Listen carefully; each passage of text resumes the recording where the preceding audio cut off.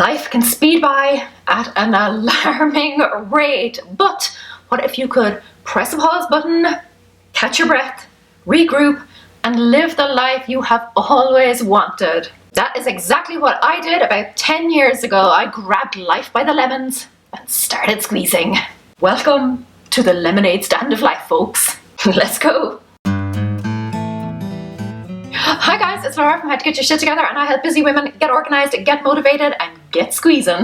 Now, in my early 20s, and maybe you have felt like this too, I was just going through the motions. I wanted to make big changes, but I just didn't know how. And where was I going to find that kind of time anyway? I had bills to pay, I had a job to go to, two, in fact, at the time. I was working 7 days a week. I was fresh out of college and facing into a lifelong career. Actually, I still work 7 days a week, but not out of necessity anymore. I was stuck in that cycle of just going to bed, getting up, going to work, coming home to cook and unwind, and then, as far as I could see, putting myself on repeat for the rest of my life. And here's the sad thing. Back then, I genuinely believed that I would have to make big sacrifices. I didn't think it was possible to have, a really good job, a job that you loved, and also have a happy marriage. I thought it was one or the other. It sounds so sad looking back on it. I genuinely thought at the time that I was in for a lifetime of unhappiness. I thought I would have to choose between loving my job and loving Sam. Then I found that pause button. I found out how to have the best of both worlds and how to slow down time, or at least my perception of it. I'm a YouTuber, not a genie. There will be no rubbing. I found out how to make every day count, and I have been doing it ever since. One of my biggest tips is to do more new things, to squeeze more novelty into your life. When all of your days are the same, your brain doesn't distinguish between them, so they all just meld together in one big blur, and your Monday to Friday becomes one day. That's how you wake up one morning and wonder where your life went. The last 10 years or so of my life have felt like the longest, but in a good way, and it's because during that time I have done the most. I started a legal career, I bought a house, I redecorated it, I moved in with Sam, we got engaged, we got married, had a baby. I started my new business while I was home taking care of her, launched my e-course, I quit my legal career to do this full time, made a transatlantic move, went to lots of events and conferences and things, traveled, met new people, grew my business, moved again, this time right across the street. Started working on the side as Andrea Decker's social media manager. Started working on the other side as Tim Schmoyer's producer. Read hundreds of books. Grew my business even more. It has been a wild ride. And I won't lie and say that it's all been easy or stress-free because, hello, have you seen these grey hairs? But it has made for some damn good memories. In school, I heard a saying that completely changed my life. If you want something done, ask a busy person to do it. The idea behind it is that if you haven't got much going on, then you're going to procrastinate on stuff because you think you have lots of time to do it. But when you stay active, when you keep doing things, you become much better at managing your time and filling it all in. And I live by that. The more I do, the more I can do, the more I want to do. Except cooking. I still hate cooking. So get out there and do something new. Give your brain a new memory. And it doesn't have to be something really big. Even just a quick shake-up of your regular routine. Going to a new place, trying a new restaurant, doing a different type of exercise, moving your bed so that it faces a different direction. All of those things will cause your brain to sit up and take notice instead of, sleeping and only waking up when it's the weekend. Because when your brain is busy napping, time's passing by. So give it a nudge. As soon as I start to feel stuck, I change things up a little bit. I get a new haircut, I wear something new. I go out somewhere for the day. The more memories you make, even if they're not hugely significant, the more full your life will feel. Another thing that I do on a regular basis is to stop and take stock. Every day I jot down the things that I'm doing, what I'm working on, what I'm reading, the funny things that Scout says. Then at the end of every month, I sit down and do a quick review. I look back over all of those daily notes and I write a list of everything I achieved that month, both the big and small, all the happy memories. I also note down a few areas that I want to improve on, what my plans are for the following month and what my current priorities are. I have a video about that whole process. If you want to see it, I will link it up here and in the description box. Also, every 6 months at the new year and the midway point of the year, I do a similar thing, a similar review, just on a bigger scale. Now, maybe that sounds like a lot to you, but it helps me to see how much I'm actually doing with my life. I have a terrible memory, so if I don't write something down, it may as well not have happened. I can't tell you how many times I have come up blank when I've tried to remember what I did the previous month, or even yesterday. But when I sit down and go through my notes, the list gets longer and longer. Everything from, kind of big-ish things like speaking at an event to the smaller things like finally learning how to make an omelette. Just this month, folks. So note down all of your achievements, all of your highlights, so that you can look back over them all and remember them all. I bet you will be surprised by how much you actually get done in a month. Lots of things that you are not giving yourself enough credit for. Write your list and watch how long it gets.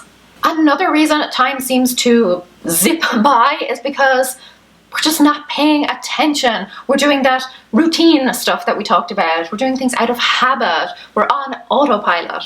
I think we've all done that thing where we've sat down to watch TV or scroll through social media and then hours have passed in what seems like the blink of an eye. And it's because our brains have basically gone asleep. I know sometimes you need a break, and if you do, take it. But don't put your brain on standby mode for most of the day. Pay attention. Practice meditation, practice mindfulness, write in a journal. Pause throughout the day to focus on what is in front of you. Pause to take a few deep breaths. Pause to notice what is going on around you. What can you see? What can you hear? What is something that you've never noticed before? Set reminders on your phone if you need to. It is something that I still struggle with, but 10 years ago, I was basically living in the future. I was always waiting to see how things would pan out, so I was essentially giving my brain permission to switch off for a while. And then life just drifted by. Now I try to stop as much as I can and focus on what is in front of me, on what's happening around me.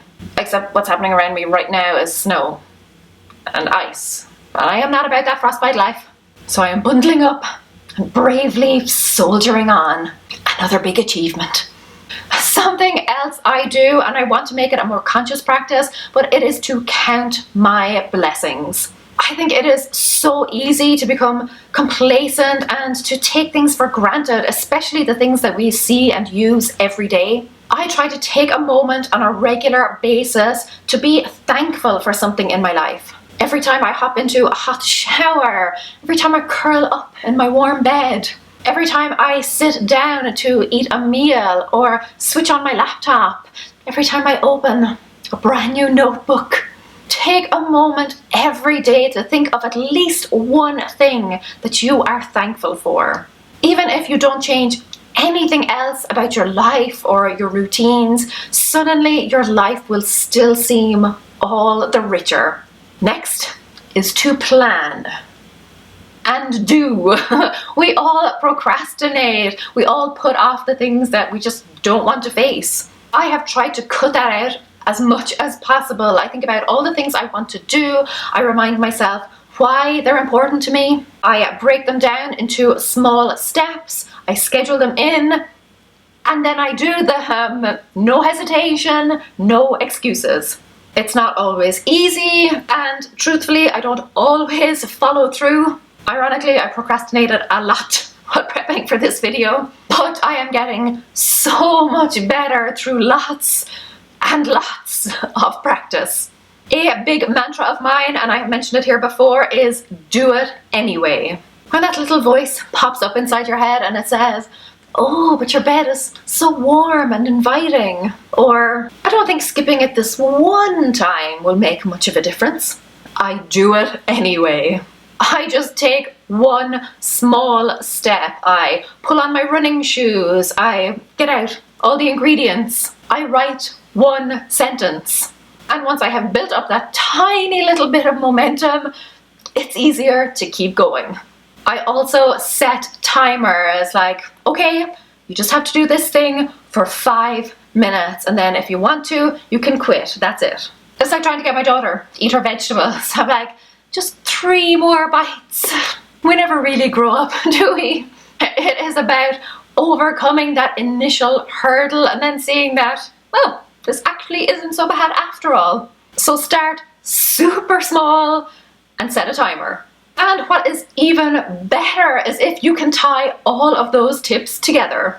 A few weeks ago, Habit Nest sent me one of their SIDEKICK journals, and it is unlike anything I have ever seen, and I think it ties in perfectly with this topic. Instead of being just kind of a standard journal where you note down appointments and lists and things like that, this one actually talks you through how to conquer your life. There are exercises in the beginning for figuring out your why, really great tips for building new habits, and then you start phase 1. And then every day over the course of 2 months, it has a daily prompt or, a success story or an explanation or a suggestion related to making the most of your life, as well as a page that you can fill in. So things like your most important task of the day, one way you can improve your life by just 1%. It even has a little progress bar at the top of each spread so you can see how far through the phase you are. There are recaps at the end of each phase and then some tips that are going to help you get through the next one. Honestly, I am so impressed with this. It is not at all what I was expecting. I thought it would just be another one of those planners with some motivational quotes. But it is so much more than that. Usually with these things, I do a giveaway because, I already have enough planners and notebooks and journals and things. But this one, I'm keeping this one. This particular one is the Morning SIDEKICK. It is designed to help you create a great morning routine. They also have a fat loss and nutrition one and a meditation one. I have no idea what those other 2 are like, but if this one is anything to go by, pretty good. It combines all the things that I have talked about, doing something new, making a note of it, practicing mindfulness and gratitude, and planning and taking action.